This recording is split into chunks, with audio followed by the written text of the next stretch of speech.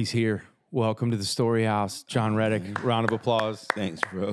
Just one hand clap. Have you ever done shows where there was that many people cheering? Because I have. When I was a kid, it was just me. Yeah. I had a band, 4-piece band, but they were all me. So have you been singing ever since you were a kid? I mean, yeah. My mom was a pianist. My dad was a pastor, so it's like singing in the church choir kind of thing. And your sister? Yeah. Great singer. Yeah, she's a great singer. When we were kids, my mom would make us do like this thing. We'd be in the car. My mom would sing a run, and then I'd try to sing a run. It was stupid. And then my sister would just always be like, "Ooh." It's like one single note. She would just do the one note? She just do the one note. But she can do the run. Oh, now yes. Oh, But she was like 6 or 7. So the funny thing is, she came out doing all. She can do any of it. Oh, that's amazing. I'm the one like. No, man, you are so talented. Jon Reddick's in the Story House. This is not your first time at the Story House. This is about this one day, like a month, this creative space turns into podcast space. But usually, most days here, songs are being born, right? And so this was like, we got to hang here. We started writing some songs together, and I've become such a fan of your music and your testimony, and we got to collaborate together on something. We'll talk about that a little bit later, but I've just become a fan, and when I become a fan of somebody, I want to like tell other people about them, you know? And so we got, now this podcast, the downside, this podcast only has 2 listeners. So your album, my mom and my dad, they're the only, no, I'm just kidding. No, I'm just kidding. There's more than that. But I'm just excited for people who haven't come across your music yet to get to discover your music and your testimony. Of course, most recently, if anybody who's listening to this podcast listens to Christian music radio, they would be hearing you quite a bit. Am I right? With talk about your first. Well, you've had two radio singles, right? Right. Or more than 2. 2. Well, one. Talk about the first one that took off. Yeah. The first one that took off was "God Turn It Around." God Turn It Around. Sing a bit. No, I'm just kidding. I'm not going to make you do that. You're coming off the road. You're road weary from the West Coast. Would you like to just put you on the spot, like God Turn It Around? Yeah, when you come off the road, you're singing the low octave version to save your voice. Everything's gone. But "God Turn It Around" was your first radio single, right? Yeah, I had a song before that actually Mandisa did, which was called "You Keep Hope Alive." Oh, it was a great song. Yeah, man. And so, that you were behind the scenes on that song? Yeah, we wrote that for church actually, and we did it at church. I released it, church released it, and then Mandisa released it, and she was just, her heart was huge in it, and she was like, "Yo, I just want him to be." Yeah. You know, she and I go way back. For real. Yeah, we've written so many songs together. Oh, over the I know years. this. Yes. In fact, her first radio single we wrote together, it was called "Only the World." Only the world I'm living in. It's only the day I'm giving it. Yeah, like that was like when she first came off of Idol, we wound up writing songs together. Wow. So you guys go to the same church or did at the time? I played in her band for a while. That's right. And so she but she did the song and then wanted me to also do it with her. So I was, every time they played it on the radio, I was on there also. So it was a cool thing. But then we did "God Turned It Around," and so. And you're signed to Goatee Records, and I'm not going to start there. We're going to go back, but so "God Turned It Around" was your first radio single with Goatee Records, which is a powerful, amazing song. And then your latest single is "I Believe." Yeah, I believe it. In the life of Jesus, which is again just another incredibly powerful song. And you have this. You're a worship leader and an artist, and you've kind of blended. You know, I think sometimes people think it's like Christian radio and then there's worship music, right? You know, yeah, the funny thing is I grew up with a gospel background, so I didn't know any of the way people separate things. So I'm just like, hey, I'm just singing. You're going to do what you do. But I guess what I'm getting at is you're a recording artist with a record deal, but you're a full-time worship leader at a church in Franklin, Tennessee, right? Yeah. Church of the City. And so you're like on staff.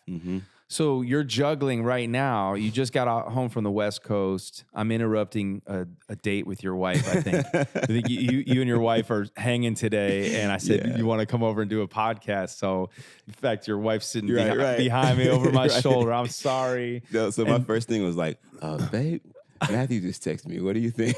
I feel terrible, No, but man, selfishly, I'm so glad that you're here for a few minutes to hang and share your story. So, how are you juggling everything right now between being full time at a church, full time as a recording artist? You're on tour with the great Matt Maher right now.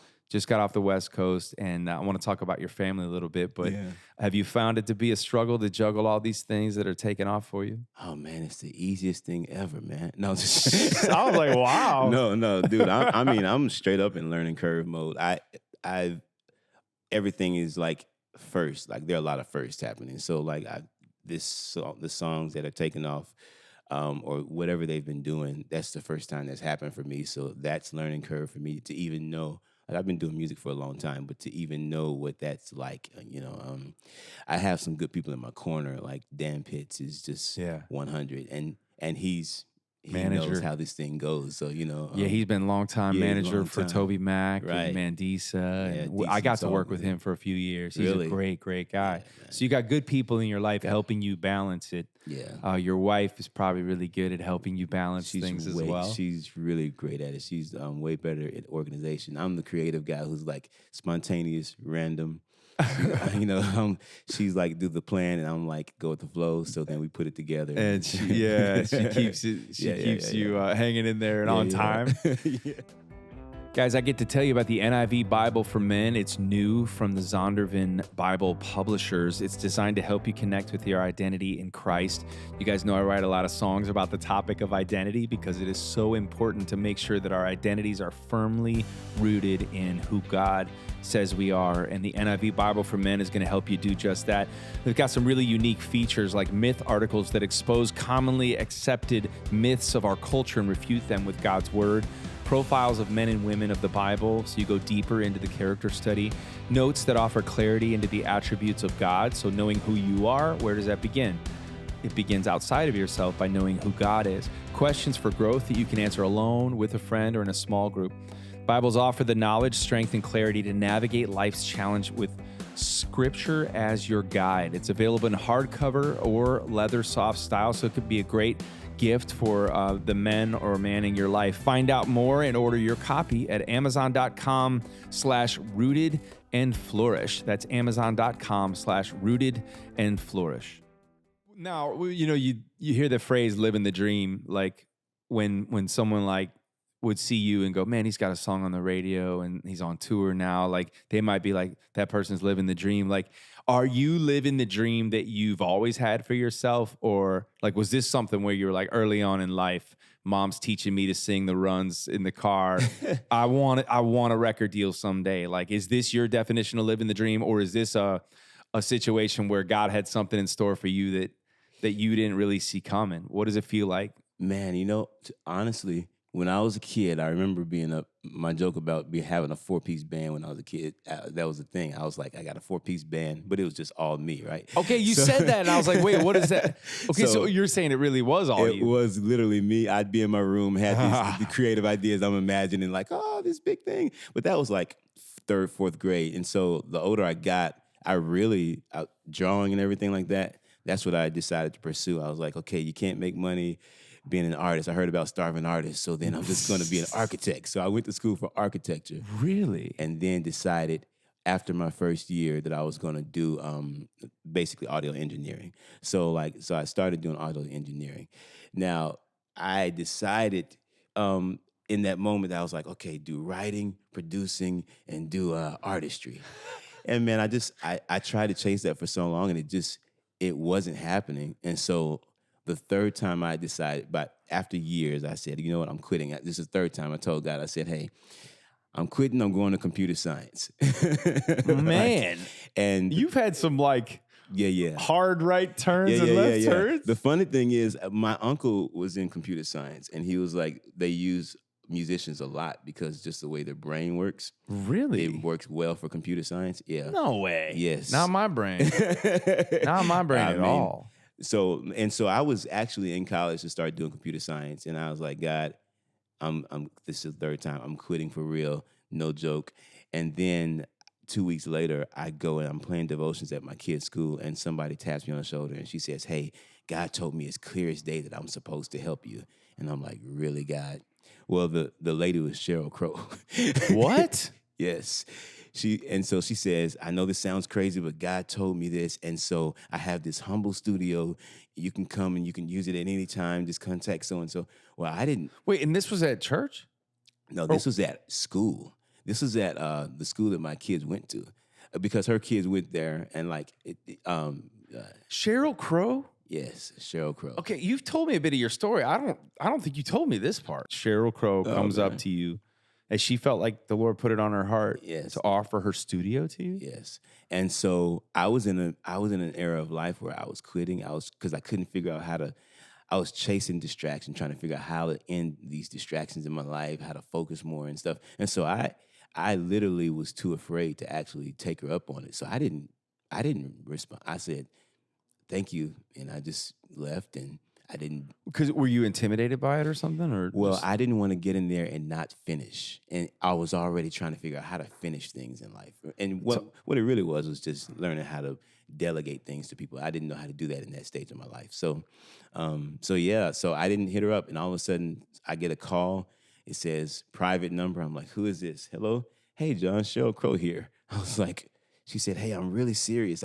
I know it sounds crazy, but God really told me. I feel like he really told me that I'm supposed to help you. And then she starts saying something about, like, Bob Dylan told her this one time. I'm like, so in the end, I ended up texting. I said, hey, I know you said XYZ, but I forgot everything else you said after Bob Dylan. I just never heard anybody say Bob Dylan told them anything. that's like an epic name drop. I know. I'm like, what? What is this?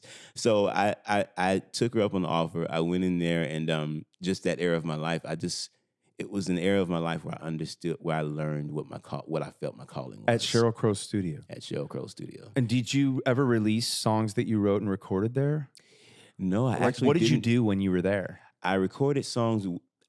That was really a moment where the people that were surrounding me actually really kind of came in close, and it helped point me in this direction that said, oh, maybe I shouldn't. If somebody like Sheryl Crow believes this, then maybe I shouldn't be quitting. Had she heard you sing? Yeah, she actually had come to the church that I was at during that point. Like, she would visit the church, or maybe she even went to the church, or her sitter maybe went to the church or something like that. Have you kept in touch with her? A little bit, yeah. Like, does she know that you've gone on to get a recording contract? Mm-hmm. Mm-hmm. Yeah. I mean, that's crazy. Yeah, it's crazy. It's a crazy story.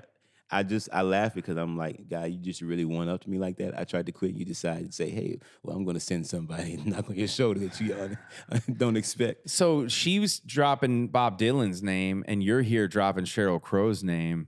Like, but did she say something to you? Like, was there something that she said to you that made you go, like, okay, this is God? It was, well, one of the things, I actually got a chance to write a song with her. What the heck? Yeah, it's called Broken Pieces, and so I'll release it one day. But, you haven't released it? Haven't released it yet. No. I got to hear it. Yeah, I'll let you hear it, man. This is incredible. Yeah, the biggest thing that I walked away from there realizing was that God had a purpose for me, and I can't quit on the purpose. Like, I think that was the biggest thing, because I kept trying to say, music won't do this, and I felt like I was saying, no, it doesn't matter about all this. This is the path I'm trying to get you to walk down. When I give you a purpose, I need you to walk through that purpose and forget everything else. Come on. And so that's kind of that's just the road I've been walking down, and just allowing God, just walking through the doors that I felt like God was opening for me. Hey, did you guys know that most children's vitamins have some unhealthy stuff in them? It's like the old song, just a spoonful of sugar. A lot of unhealthy chemicals and other gummy junk in these vitamins that growing kids really shouldn't eat. And that's why Hiya was created, Hiya. It's a pediatrician-approved, super-powered, chewable vitamin. Most children's vitamins are filled with 5 grams of sugar, and they contribute to a variety of health issues, while Hiya is made with 0 sugar and 0 gummy junk, and yet it tastes great even for the picky eaters in your life. It was formulated with the help of nutritional experts. Hiya is pressed with a blend of 12 organic fruits and veggies, and then supercharged with 15 essential vitamins and minerals, including vitamin D, B12, C, and zinc, folate, and many others to help support immunity, energy, brain function, mood, concentration. Who doesn't need help in that, right? It's non-GMO, vegan, dairy-free, allergy-free, gelatin-free, nut-free, and everything else you can imagine. It's designed for kids of all ages and sent straight to your door so parents have one less thing to worry about. Your kids are going to love it. Trust me on this. Haya is a healthy way to make sure you're getting the vitamins and all the nutrition that you need. We've worked out a special deal with Haya for their best-selling children's vitamin. Receive 50% off your first order. To claim this deal, you must go to haya.com/west. It's not available on their regular website, so go to hiyahealth.com/west and get your kids the full body nourishment that they need to turn into healthy adults. Check it out. You mentioned a minute ago about being afraid of not being able to finish something at the studio, and then having a hard time finishing things, and then we didn't finish that thought. I want to hear. Can you talk a little bit about that journey of discovery, about your wiring, and just because you shared a little bit of that with me as well, and I found that to be really powerful. But what was it that you were struggling with, that you were discovering about yourself? Like, is it ADD? What is it? Man, I think. Well, man, I can talk all day about that. What part did I actually? I think you just shared how you'd kind of done some counseling and kind of just how the Lord had really worked in your life about. But you said you were skipping around from one thing to the next, but not finishing things. Like, what was what ultimately brought you to a breakthrough in that? And that discovery of how you're wired and what you could become. First time somebody had mentioned ADD to me, they were like, "You might have ADD." I was like, "What is that?" So I go to the counselor, and the counselor says, "It's like," he's like, "I don't think you have an ADD problem as much as you have an avoidance problem." Avoidance. And in that moment, I was like, what is he talking about? I just said, and I just pushed it to the side. Later on, after you avoided it? Yeah, I did. Technically, literally. But some of it had to do with the fear of what people thought about me, like if it wasn't perfect enough. So I feel that. I think one of the biggest things when I was a kid, my parents divorced when I was 10 years old, and I remember my sister is 4 years younger than me, the one who sing the one note. Janice, yeah. And we went, I remember when our parents were getting divorced, somebody brought us into these chambers, like a judge's chambers. And and I told my sister before we walked in, I was 10, she's 6. I was like, when we go in, don't say anything. Don't say anything. We're not telling them anything. We're not, we're not going to be a part of this kind of thing. They asked us where we wanted to live. And I didn't realize that's at that age that's just a crazy thing to ask a minor, let alone a 10-year-old. Man. And I remember leaving out of there thinking, as much as I tried to make sure I didn't give them anything to go off of, the decision that they made, which was for us to go to our dad's house, actually I started carrying that weight, thinking that I said something that made them actually decide. And so I actually spent a lot of my adult years being very apprehensive of making a decision unless it was a perfect decision. Because what I realized was, if I don't make a perfect decision, it can go haywire, and I can be responsible for something I shouldn't be responsible for. And also let the system let you down. So all these different things that I carried in my mind, that's heavy, led to the avoidance of me saying, "Man, if it's not perfect, then it's not going to be right. Wow. You have to make it perfect." And to be honest, one of my breakthroughs was just in counseling. The counselor saying, "Man, you're a 10-year-old. You were 10 years old. You should have never had to deal with that." And then just through some healing trauma work that I was able to do, I just able to walk through some of those things that kind of helped me let those things go and realize, man, it's actually okay to make the mistakes. And then probably the biggest thing that actually helped me, because I started walking through it, but even I would still have the perfection thing. But when 2020 came and all of a sudden everybody's like jacked up and videos don't have to be perfect anymore, you're just kidding. That was actually a huge breakthrough for me, because the idea of being perfect was gone. We're like, for everybody. It was almost like this leveling, this everybody kind of hitting this same. Interesting. Yeah. And so then I started doing these worship nights, and literally I would I'd record it and be like, I'm not gonna listen to it. I don't know what it sounds like. I hope it worked out. And set yourself free from the perfectionism. Yep, Wow.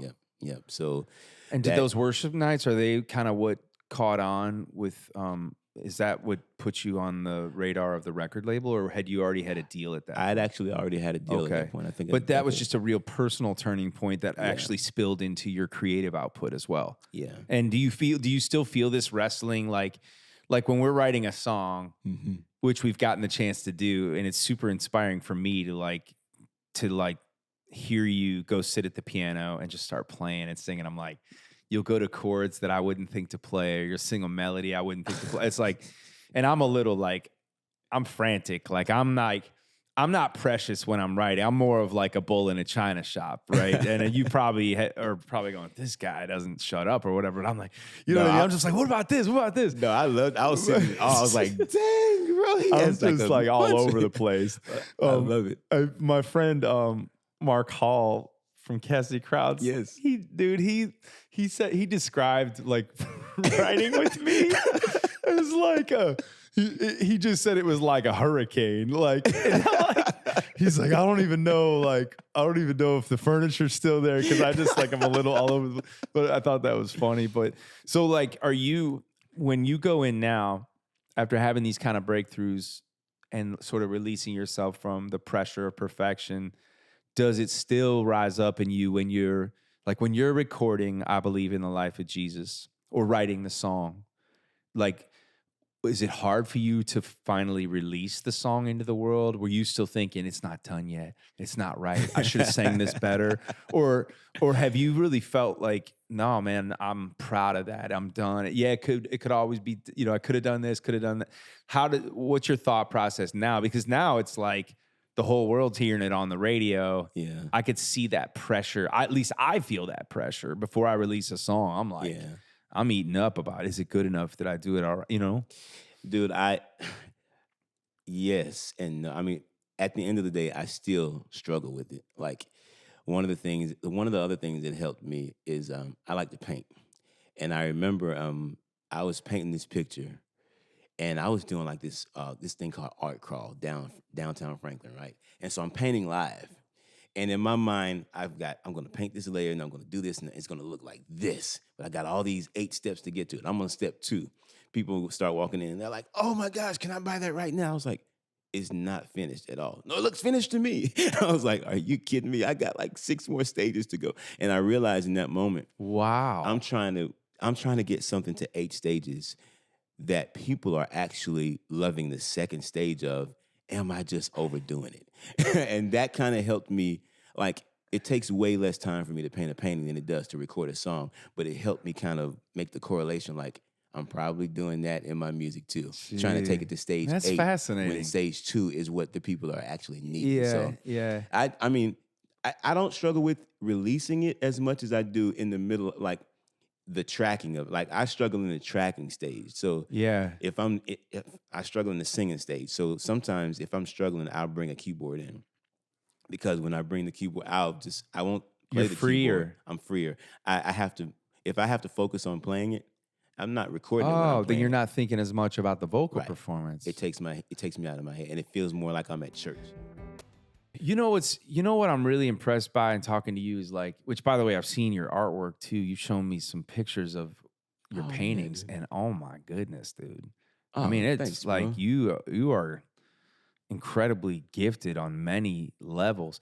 But like, also just to hear you talk, and I felt this way when we wrote together and you share with me a little more your stories, like, in a world filled with people that, like, the scariest thing for most people, for a lot of people, myself included, is to do the hard work on yourself.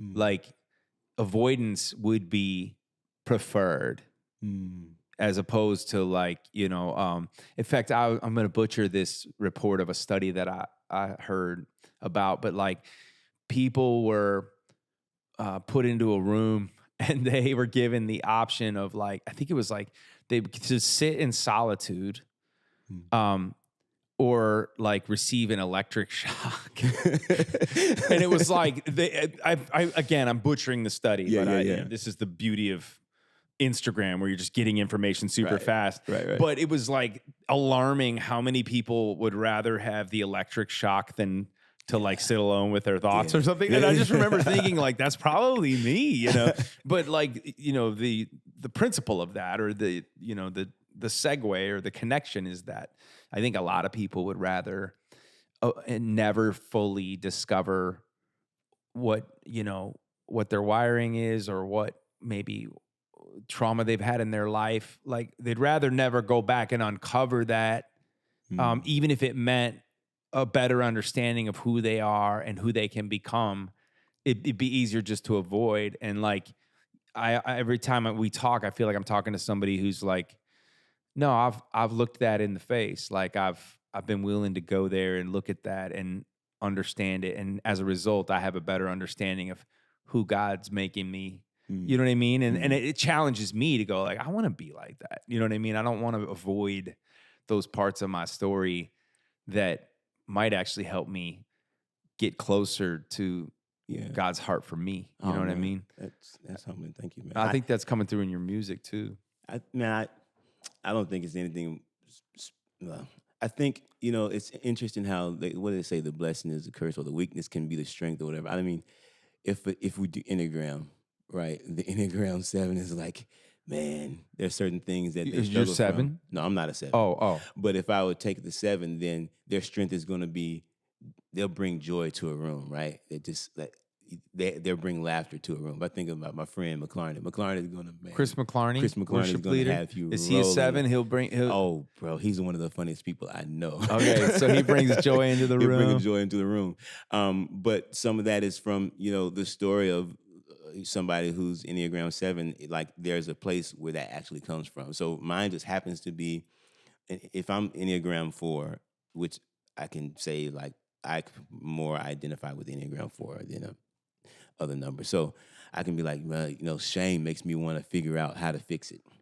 So that's my weakness is, oh man, I might think I'm all of this. And then the strength of that is actually, you know what? I'm not all of that, because God is the one who completes us, and God actually brings us to this place. So how do I just do my best in trying to get to that point? So it's almost like, I don't know. I'm not trying to, yeah.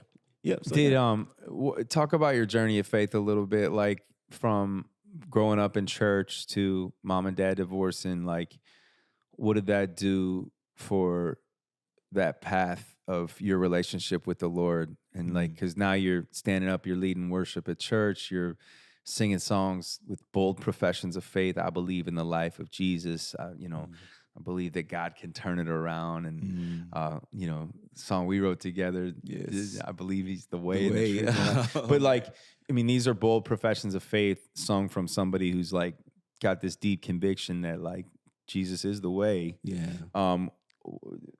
What was it always that way? Or did the split from your parents like also mean a split from church in some respects? Yeah.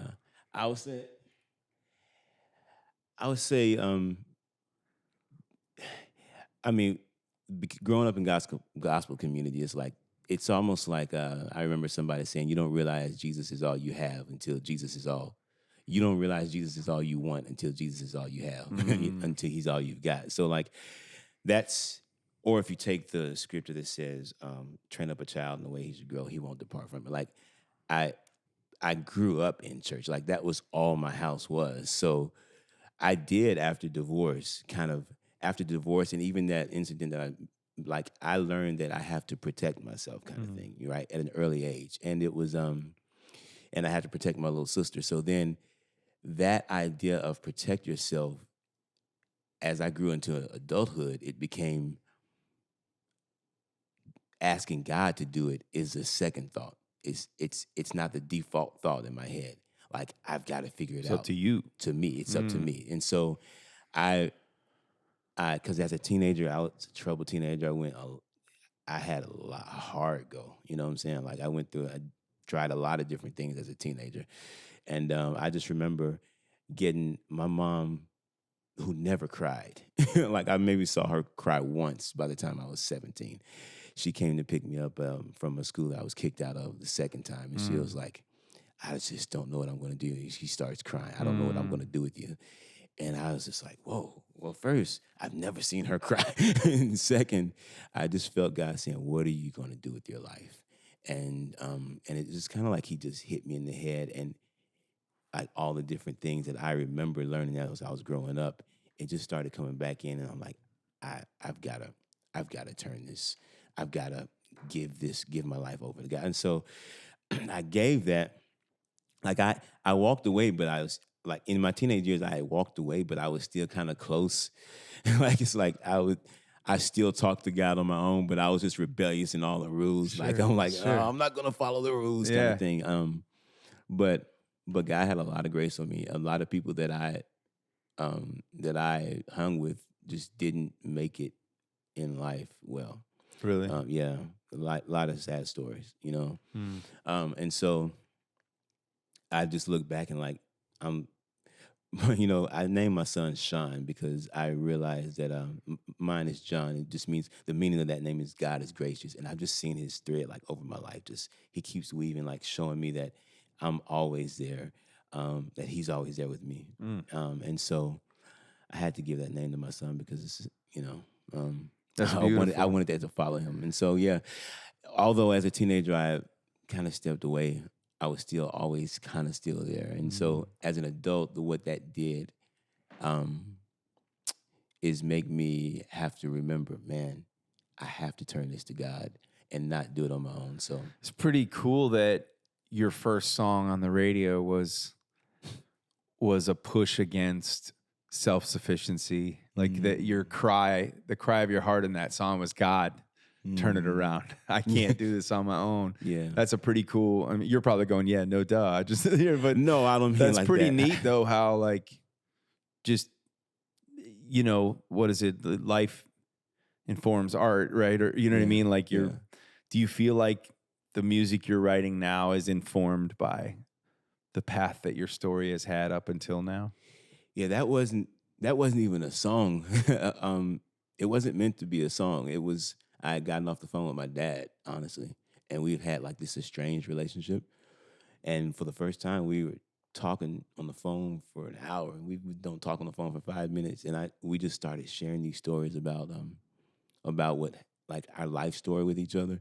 I'd never heard his story before, you know, and I was blown away how our stories were similar. And he heard my story, and as a parent, he's just shocked that some of these things that even happened, you know. And so it's like God had this healing moment that we had just never had. I had never had with my dad, and I literally had these tears of joy, like, wow, I've never had this with my pops, you know, and I've also never called him pops before. That's funny.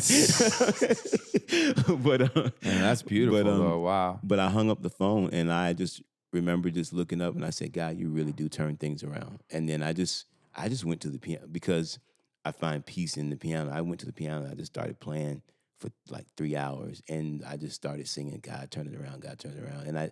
And then I had this in my heart, like this thing. I was like, man, I really want people to feel what I feel right now. Like, God, you just did something amazing. I've never experienced this. I wish other people can. And that's how it came. Like, I'm praying, God, come and turn this around. God, turn it around. God, turn it around. So it was a declaration, like, thank you, and then a prayer, and then I called my a couple of friends of mine. I was like, yo, I don't know what this is, but I've been playing this for a few hours. Let's go. Maybe this may Go be make something. this. Yeah. And what's it like to hear people share with you what it means to them or how it finds their way into their story? Man, it's the most Pretty humbling cool, thing, right? dude. I've heard so many stories in so many different ways that it just blows my mind, and I'm honored to get to hear them. Yeah. So are you what's next for you? You're doing a tour right now with Matt Maher. Are you doing anything Christmas or what? Are you making plans for next year? New record? What's happening? So I'm not doing anything Christmas. We're taking some time off. Yeah. Got it. I did fall, Christmas, and spring last year, and so just did this. I'm on this fall tour with Matt. We're having a blast. Taking a break in Christmas, and then doing Hits Deep in the spring. Nice. And also releasing a record. And Hits Deep is like 30, 40 cities, something like that. It's pretty intense, it's right? pretty intense, yeah. And we're doing 30 on this fall tour. Oh, like, man. we're halfway through. So that's pretty intense. And so we had to take a break. That's for Christmas. incredible. Yeah, but it's fun. And so yeah, doing the hits deep in the spring and also releasing the record, an album. So And when will that be? Late spring or fall? that's gonna be late spring. Okay. We're releasing some singles, and then yeah, I'm excited, man. I'm excited about the way too. Yeah. So you've already we wrote a song called "The Way," Yeah. and you said you've been playing it live, and Yeah, I was like, I know it's not out. I'm like, oh, this is kind of risky, but I'm grateful that whatever is happening, that people they're singing it before I even finish the chorus. Like I play a down chorus of it, and they're singing it with me. I'm like, you all have literally never heard this song that before is in your lives, so awesome, man. it's a blessing to be able to do that. Yeah. Well, it's a blessing to be able to get to know you, like, and for those who are listening and watching, I had this idea to take a song of mine called "You Changed My Name," which is just, this worship anthem about identity. And I was like, I want to have somebody join me on that. My idea was to like take song from my record, "My Story, Your Glory," and kind of make it like "Our Story, Your Glory," and just have like different collaborative moments to kind of reimagine the songs and getting to write with you and getting to hear you perform, and then like going, man, what would it be like if the two of us did that together? So obviously we're releasing that version, I think in conjunction with the release of this podcast, but I can't wait for people to hear you and me getting to sing that together. I was just honored that you would do that. And man, I've just, like I said, I've become a fan of you and getting a chance to hear more of who you are and what journey you've been on. Like, I think that just takes it so much deeper for those who are hearing your song on the radio. Like now they can go, okay, like I know what this guy's all about. I know what he's been through. And plus, like, how many people have stories in their lives or chapters that like wind up shaping so many other chapters, for better or worse, right? And so for you to be sharing like from that place, I mean, that I know just strikes a nerve for a lot of other people. And I got a feeling if somebody's gonna listen to this podcast today and go, you know what, maybe I should like talk to a counselor, or maybe I should, you know what I mean? Like instead of just avoiding these difficult parts of my life, like maybe I should face them head on and dare to believe that God could turn something around, or, heal an estranged relationship, or, help me deal with, understanding why I act the way I do. And it could stem from something that was never my fault in the first, whatever it might be. Man. I mean, that's breakthrough kind of stuff that you're talking about and singing about. And that's why, like, I was like, this guy needs every platform that he can get. He needs it because the Lord's speaking through you in a powerful way. So thank you for coming and hanging out here at the Story House, man. Thank you. We got more songs to write too. I know. Thank you for letting me sing on song.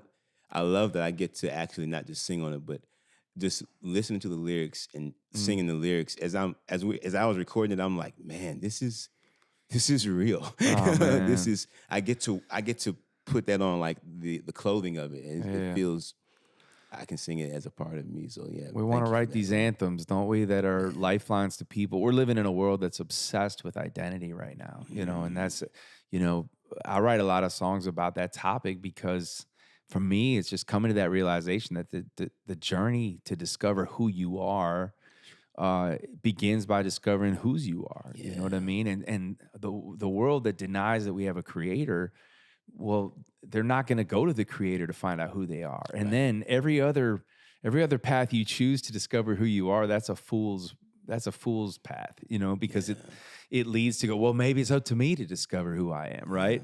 Yeah. And so I, wanted to put out a song that kind of was, no, this is who made you and what he says about you, and his power, the power of God's grace to not only give us our identity, but promise us a new identity in Christ. Like, and that's game-changing stuff. So thank you for bringing a voice to that.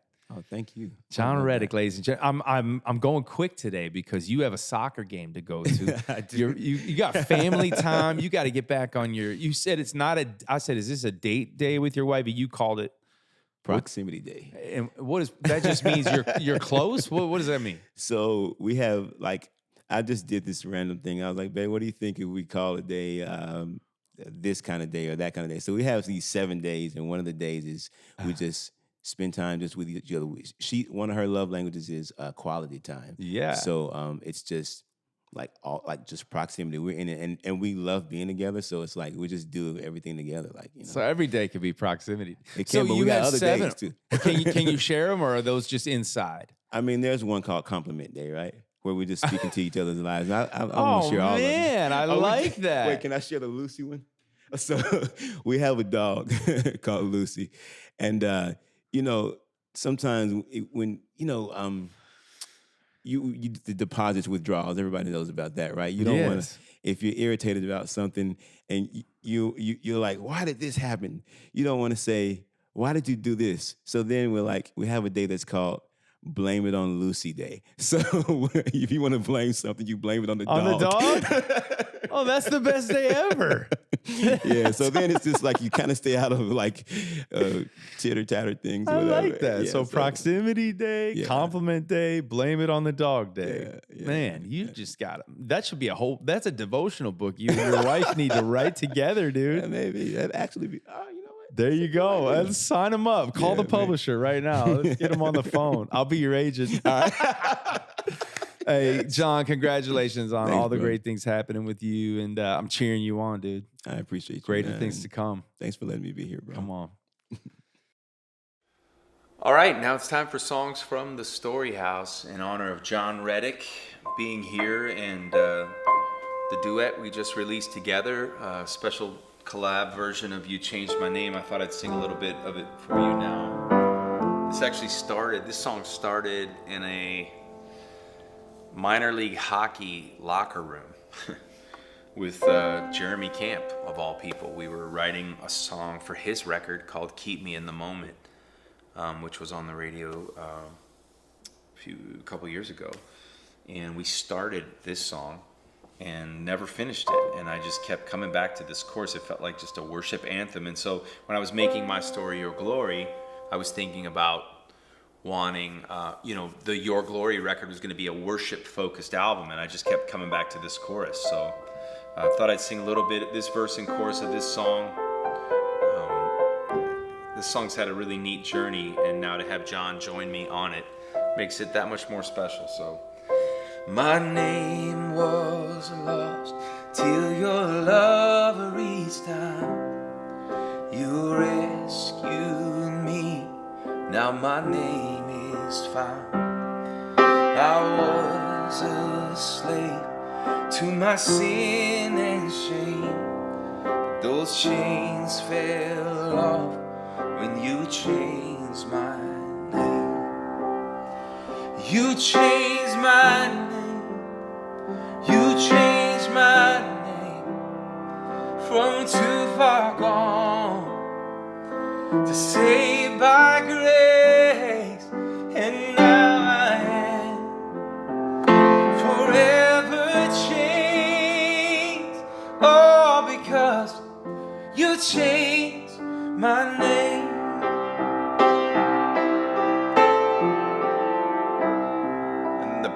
Bridge is my favorite part. It says, and I don't have to answer to any name the enemy tries to call me.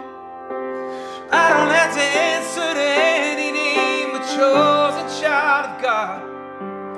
No, I don't have to answer to any name the enemy tries to call me. I don't have to answer to any name but chosen child of God. You changed my name. You changed my name from too far gone to saved by grace, and now I am forever changed, all because you changed my name. It's all because you changed my name.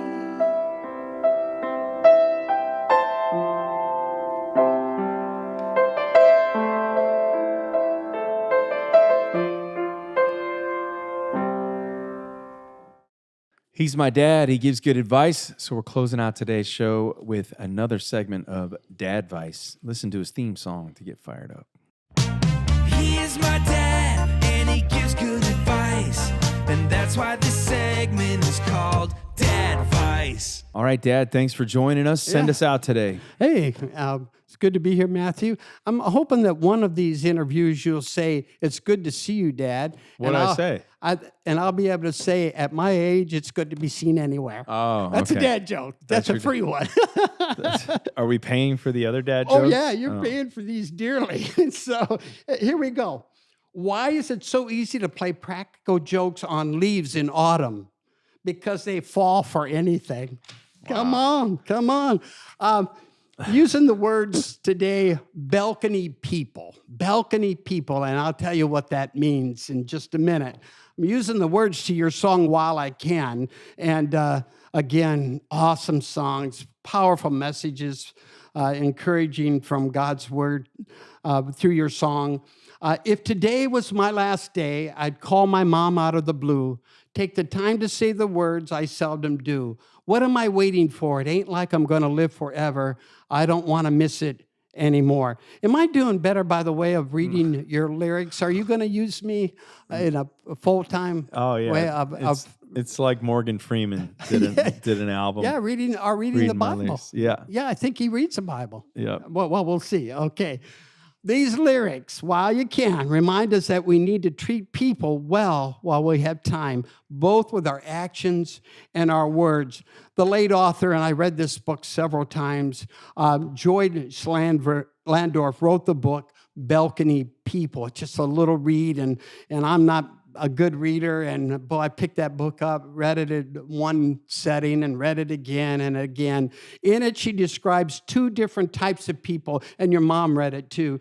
She says, there are some people in the balconies of our lives who cheer us on, energizing us by their warm affirmations. There are others who live down in the basement, coldly tearing away at our souls with their unfair and critical judgments. All of us have experienced both types of people, the balcony people and the basement people.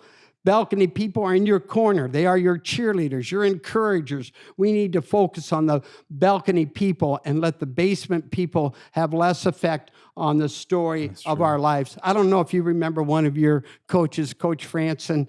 He was always in your corner. He was a balcony people for both you and Joel, your brothers Joel and Adam. He just couldn't say more encouraging words to you and be your balcony person. Why is it so important that we have balcony people in our corner? And they're our cheerleaders, our encouragers. We need to focus on the balcony people and let the basement people, again, I've said this, have less effect on the story of our lives. Why? Because words matter. Words can hurt or heal. There is power in the tongue. We can choose how to use our words. We can choose to be a balcony or a basement person. Here are two choices. Here's our two choices. One, don't be a basement person. A buzzword today for a basement person could be called a toxic person. Their words are hurtful, judgmental, critical. They speak discouraging and negative words into your life. They gossip and tear down. Psalm 52:2, your tongue devises destruction like a sharp razor, working deceitfully. James 3:8 said, the tongue can no man tame. It is unruly evil, full of deadly poison. Don't be that person. And we're tempted to be that kind of person when someone rubs us the wrong way. And we wake up every morning and say, God, give me the right words to say. Secondly, be a balcony person. Build up others. Be in their corner when nobody else is. Matthew, I hope you feel that your mom and me are your balcony people. 1 Thessalonians 5:11. So encourage each other and build each other up just as you are already doing. Demonstrate God's love. Let Jesus be seen in all you say and do. Encourage others to seek God and serve him. Hebrews 10 Look what it says in 24 and 25. Let us consider how we may spur one another on toward love and good deeds. And having people around you that just spur you on to be better. I mean, how valuable is that? Romans 14:19. So then let us aim for harmony in the church and try to build each other up. Philippians 2, Paul saying in prison, do nothing out of selfish ambition or vain conceit. Rather, in humility, value others above yourselves, not looking to your own interests, but each of you to the interests of others. That's hard to do, but how rewarding. My dad advice today, begin to make a more intentional effort to encourage those around you. Be an encourager. Be a balcony person. At work, at school, a neighbor, or a friend, everyone needs a balcony person. Someone in their corner. Someone demonstrating God's love in their life. If you do, you'll begin to see changes in yourself and in others. God will use you. Ask him to direct you to those who need an encouraging word. You will step into their story and make a difference. Go out. Let's go out and be balcony people. I like that. Did you like that? Go out, be even a balcony people. That was good. That was a good way to end it. Come on. Thanks. Boom. Thanks, Dad. All right, my friends, that's our show for today. How awesome is Jon Reddick? Man, just a deep well. Just so gifted, too, but his perspective on life and faith and just his kind of understanding of his own story is hopefully something that challenges you. I know it does for me as well, but be sure to go check out his latest music. Of course, his big hit that's been on the radio this year called I Believe in the Life of Jesus. You can catch him on tour as well, as he mentioned. He's out on tour with the other Matt Maher. And who knows, maybe John and I will get to do some shows at some point in the future, but be sure to support Jon Reddick wherever you listen and stream music. Very excited to see what God's doing in his life through his platform of music.